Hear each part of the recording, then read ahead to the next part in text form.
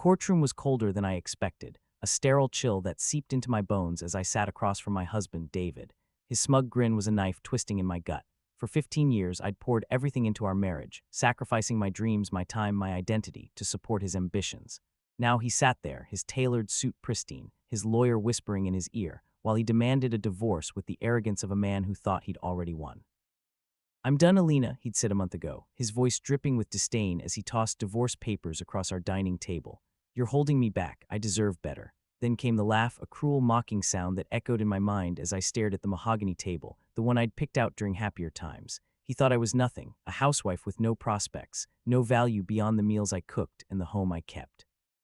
But David didn't know everything. He didn't know about the secret I'd guarded for years, the one that would turn his laughter into ashes. The judge, a stern woman with silver-streaked hair, adjusted her glasses and addressed the room. "Mrs. Alina Marquez, please rise." My heart thudded, but I stood, smoothing my modest dress. David's eyes flicked toward me, his smirk unwavering. He thought this was a formality, a quick division of assets where he'd walk away with the lion's share, our house, the cars, his precious investment portfolio. "Before we proceed with the division of assets," the judge continued, "Mrs. Marquez has submitted a financial disclosure that requires review." David's lawyer leaned forward, a flicker of unease crossing his face. David, however, just rolled his eyes, as if I'd conjured some pathetic attempt to stall. The judge opened a folder, her expression unreadable. "Mrs. Marquez, please confirm the accuracy of the documents provided." I nodded, my voice steady despite the storm inside me. "They're accurate, Your Honor." David snorted, loud enough for the room to hear. His lawyer shot him a warning glance, but he ignored it, leaning back in his chair like a king on a throne. The judge's eyes narrowed slightly as she began reading aloud. "According to the submitted documents, Mrs. Marquez's net worth is estimated at—" She paused, her gaze flicking to me, then back to the papers. $472 million. The courtroom went silent. David's smirk froze, then shattered. His jaw dropped, his eyes wide with disbelief. His lawyer fumbled with his pen, dropping it onto the table with a clatter. Whispers rippled through the gallery, where a few of David's colleagues sat, their faces mirroring his shock. "Excuse me," David blurted, his voice cracking. "That's impossible. She's a housewife." The judge raised an eyebrow. "The documentation is verified, Mr. Marquez. Mrs. Marquez holds significant assets, including majority shares in several tech startups, real estate holdings, and a trust fund established in her name." David turned to me, his face a mix of rage and confusion. "What the hell is this, Alina? Where did this come from?" I met his gaze, my voice calm but laced with steel. "You never asked, David. You were too busy laughing." 15 years ago, when I married David, I was a young software engineer with a knack for spotting potential in fledgling tech companies. I'd inherited a modest sum from my grandmother, a savvy investor who taught me to play the long game.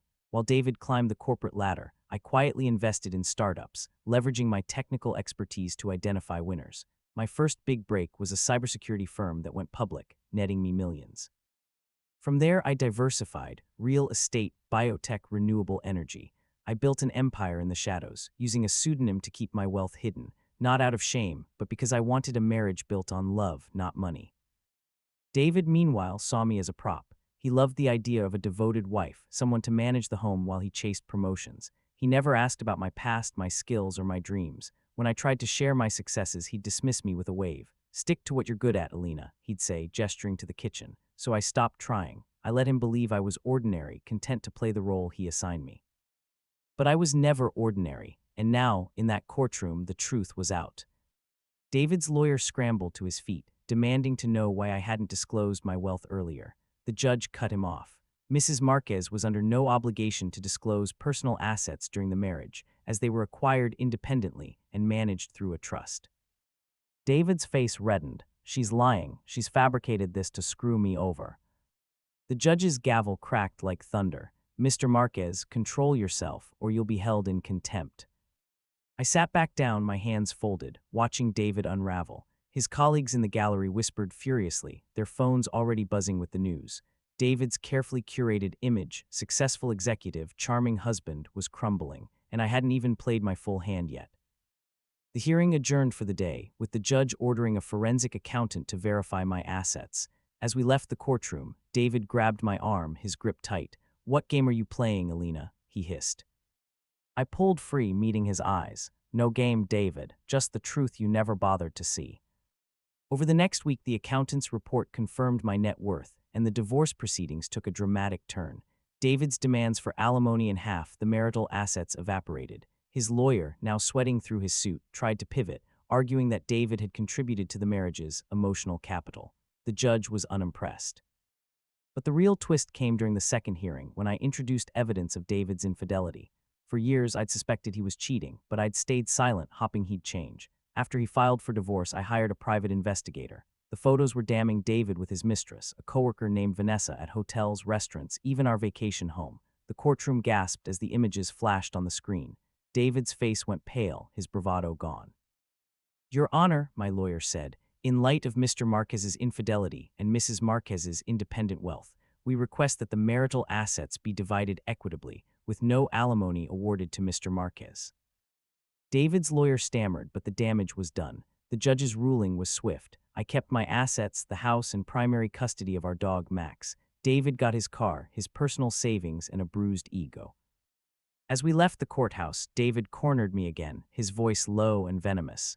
"You think you've won. You'll always be nothing without me." I smiled, calm and unshaken. "David, I was always something. You just didn't notice." Update 1. 6 months later, the dust had settled, but the ripples of that courtroom revelation continued to spread. David's reputation took a hit, his colleagues distanced themselves, and his company demoted him after the scandal went viral on social media. Vanessa left him, unwilling to deal with the fallout. He moved into a small apartment, a far cry from the life he'd envisioned. I meanwhile stepped out of the shadows. I launched a foundation to support women entrepreneurs, using my wealth to fund startups led by those who'd been underestimated, just as I had been. The press called me the silent tycoon, and I leaned into it, embracing the identity I'd hidden for so long. My days were filled with board meetings, charity events, and quiet evenings with Max, who seemed happier without David's constant complaints. But the story wasn't over. One evening, I received an email from an unknown sender. The subject line read, "You can't hide forever." The message was short, chilling. "I know who you really are, Alina, and I'm coming for what's mine." My heart raced. I'd built my empire carefully, but secrets always attract vultures. Was it David, seeking revenge, or someone else, someone from my past who discovered my wealth? I hired a security team and a new investigator, determined to protect what I'd built. Update 2. The threats escalated. Anonymous letters arrived at my office, cryptic and menacing. "You think you're untouchable, but you're not." My security team traced the emails to a burner account, but the letters were clean, no fingerprints, no clues. I doubled my security, but the unease grew. Someone was watching me, waiting. Then came the breakthrough. My investigator uncovered a connection to a former business partner, Marcus Reed, from my early investment days. Marcus had been bitter when I outmaneuvered him in a deal, cutting him out of a lucrative startup. He'd vanished years ago, but now he was back and he wanted a piece of my fortune. The letters were his way of unnerving me, a prelude to a bigger move. I didn't wait for him to strike. I contacted my legal team, who froze Marcus's assets and filed a restraining order. But Marcus was slippery, always one step ahead. One night, my security system caught an intruder on my property, a shadowy figure who fled before the police arrived. The message was clear: Marcus wasn't done. Update 3. A year after the divorce, I faced Marcus in court. He'd been caught attempting to hack my financial accounts, his desperation driving him to reckless mistakes. The evidence was overwhelming: bank records, surveillance footage, even a confession from an accomplice he'd hired. Marcus glared at me from across the courtroom, his once confident demeanor replaced by a hollow bitterness. "You stole my future," he spat during his testimony. "No, Marcus," I replied, my voice steady. "I built mine. You could have done the same." The judge sentenced him to 5 years for attempted fraud and stalking. As he was led away, I felt a weight lift. The threat stopped, and for the first time in years, I breathed freely.